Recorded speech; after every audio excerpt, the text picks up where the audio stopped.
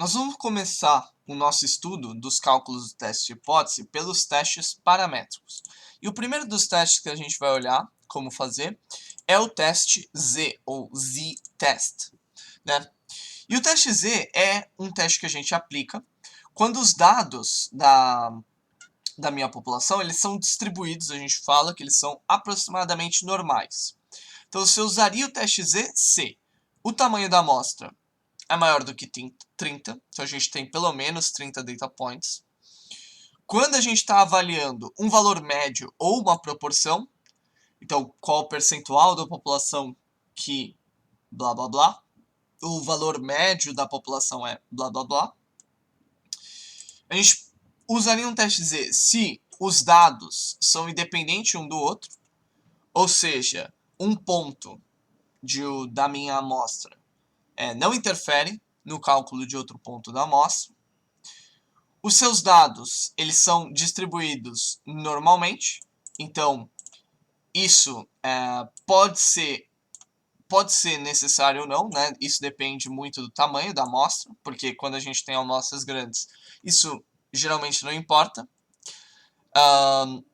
Se os seus dados eles tiverem sido selecionados aleatoriamente, onde a gente pode falar que cada item tem uma chance igual de ser selecionado, e idealmente, se a gente está comparando múltiplas amostras, né, que eu vou mostrar como a gente pode fazer isso, o tamanho das amostras, sempre que possível, deveria ser igual. Então, qual é o cálculo, no final das contas, que a gente vai fazer no teste Z? Né, então, o que eu vou fazer? Eu vou pegar aqui dois exemplos. Né, então, eu vou pegar para a cidade de São Paulo, ou para o estado de São Paulo, mais especificamente, pegar os dados do ano de 2019, vou pegar escolas exclusivamente municipal,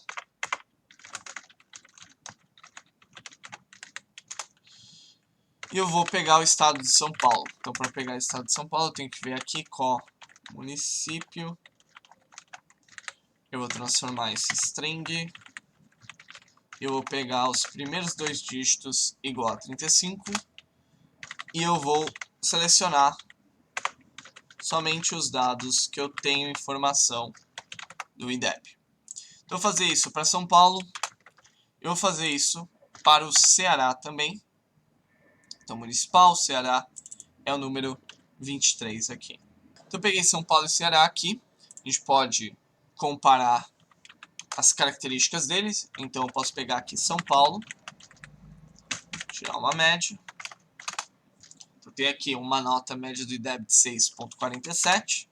E eu posso pegar o Ceará, tirar uma média do IDEB também. E aqui está 6,25. E eu posso fazer a pergunta, será que a nota do IDEB de São Paulo é maior do que a nota do IDEB do Ceará? Pergunta.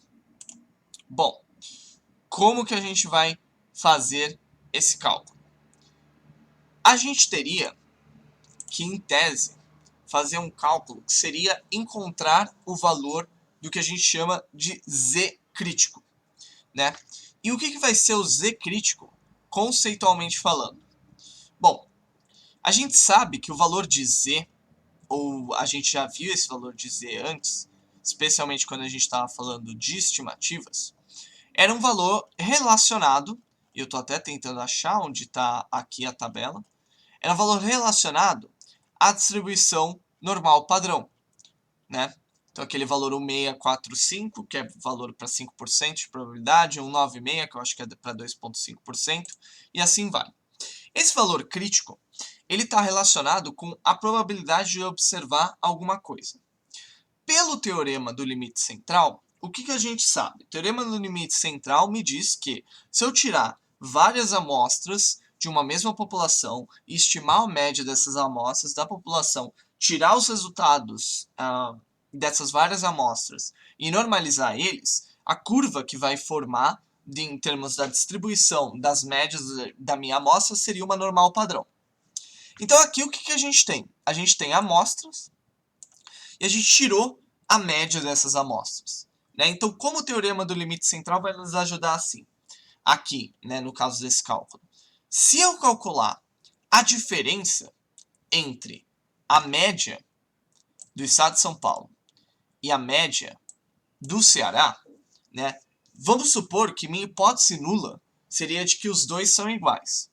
Então, em tese, se os dois são iguais, se os dois têm exatamente a mesma média, né, e eu tirasse essas amostras desses dois caras, o que eu veria?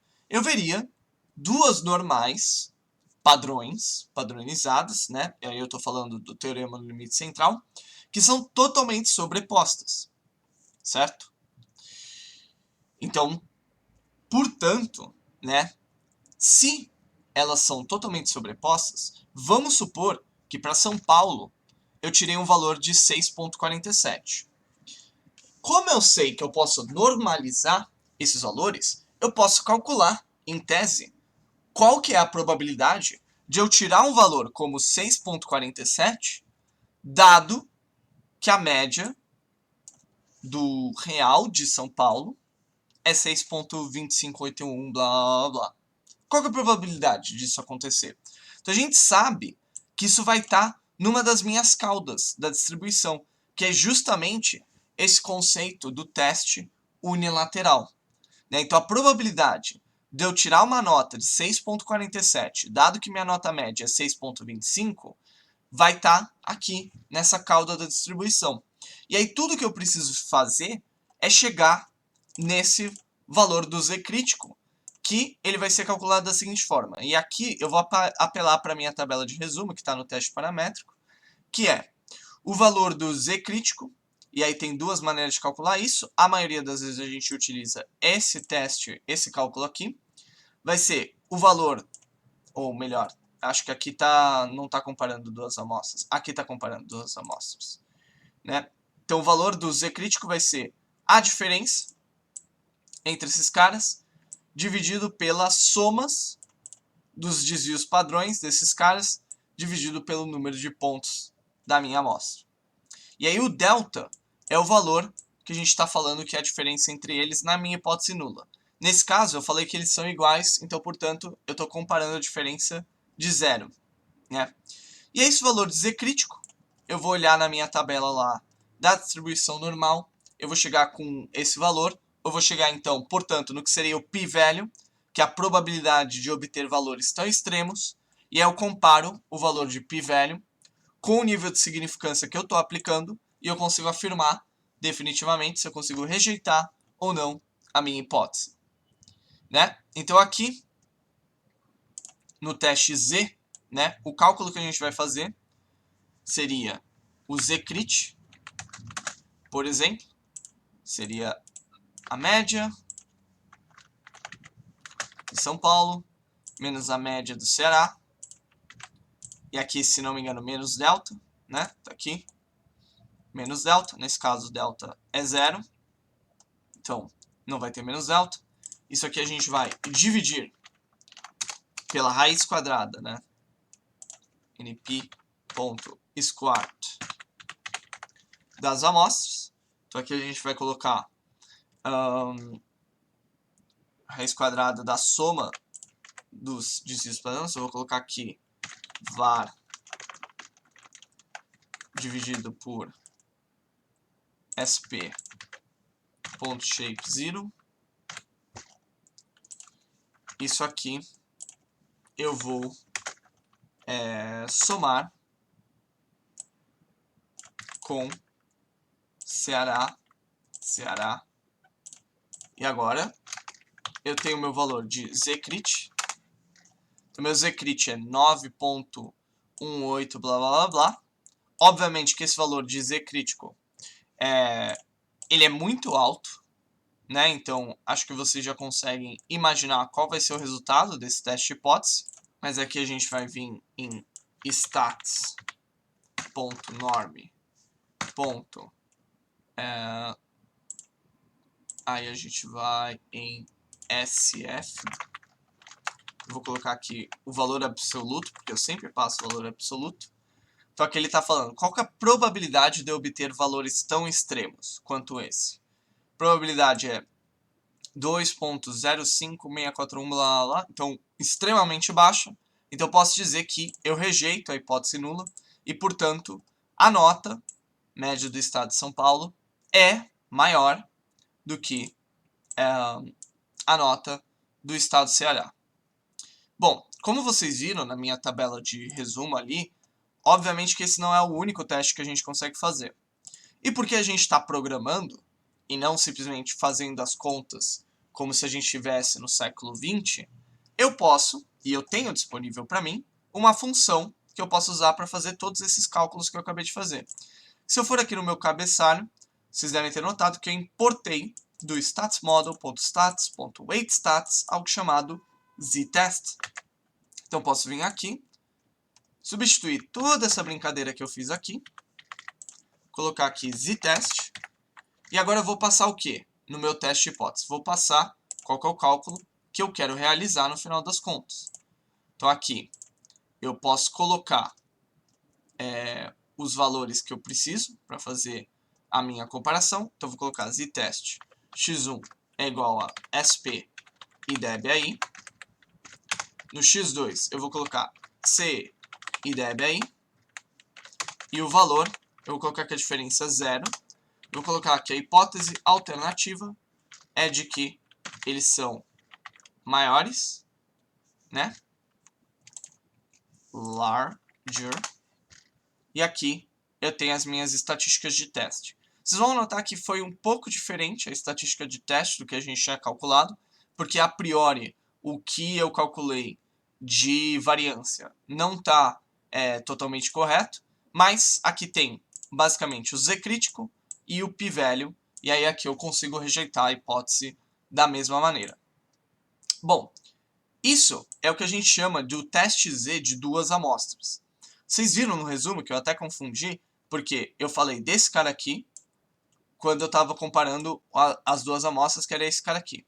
O que é esse cara, né, na verdade, que eu estou olhando? Esse cara é o que a gente chama de teste de hipótese de uma única amostra. Que seria a mesma coisa que eu perguntar, por exemplo, se eu quero saber se a nota do IDEB de São Paulo é, por exemplo, maior do que 6. E aí veja que eu posso fazer essa comparação, não tenho qualquer outra amostra para comparar. E aí nesse caso, se você for ver o Z crítico que eu calculo, é baseado único e exclusivamente com os dados de São Paulo. Mas eu posso chegar numa estatística de Z crítico no valor de p-value. O que aconteceria, por exemplo, se eu aumentasse isso para 6.2? Que a gente vai ver, o Z crítico diminui, p-value aumenta.